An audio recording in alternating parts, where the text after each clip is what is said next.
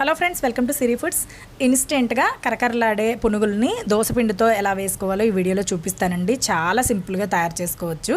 దోసపిండితో పునుగులు వేసుకోవడానికి ముందుగా ఒక మిక్సింగ్ బౌల్ తీసుకుని 2 కప్పుల దోసల పిండిని వేసుకోండి. మనం రెగ్యులర్గా చేసుకునే దోసల పిండిని వేసుకోవాలి. 2 కప్పుల దోసపిండికి 1/2 కప్పు మైదా పిండిని వేసుకోండి. 1 టీ స్పూన్ జీలకర్ర, 1 ఉల్లిపాయ, 2 పచ్చిమిర్చి, కొంచెం కరివేపాకు, కొత్తిమీరని సన్నగా కట్ చేసుకుని వేసుకోవాలి.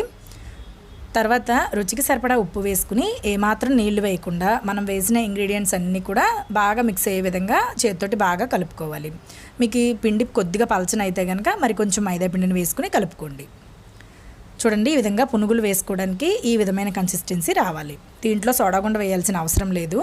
ఇప్పుడు పిండి రెడీ అయిపోయిన తర్వాత స్టవ్ ఆన్ చేసి మూకుడు పెట్టుకుని డీప్ ఫ్రైకి సరిపడా ఆయిల్ వేసి అది బాగా హీట్ అయిన తర్వాత మంటను మీడియం ఫ్లేమ్లోకి పెట్టుకుని నేను ఇక్కడ చూపిస్తున్న విధంగా కొంచెం పిండిని తీసుకుని పునుగుల్లాగా మూగుట్లోకి వేసుకోవాలి.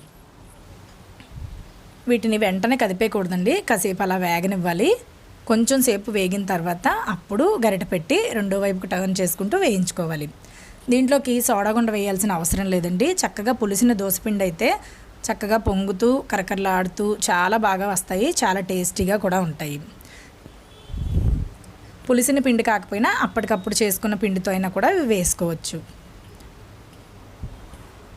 మీరు పునుగులు వేసుకునేటప్పుడు చిన్నగా వేసుకున్నారనుకోండి, అవి పొంగి కాస్త పెద్దవిగా అవుతాయి.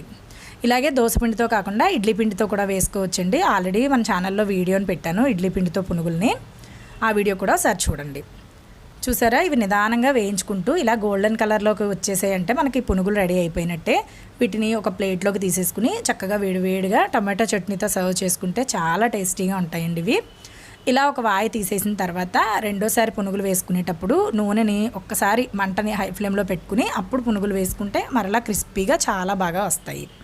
ఇంతేనండి. ఈ వీడియో చూసి మీరు ఇంట్లో ట్రై చేస్తే మీకు ఎలా వచ్చిందో నాకు తప్పకుండా కమెంట్ సెక్షన్లో రాసి తెలియచేయండి. అలాగే ఇలాంటి రెసిపీస్ని చూడడానికి సిరి ఫుడ్స్ని సబ్స్క్రైబ్ చేసుకోవడం మర్చిపోకండి.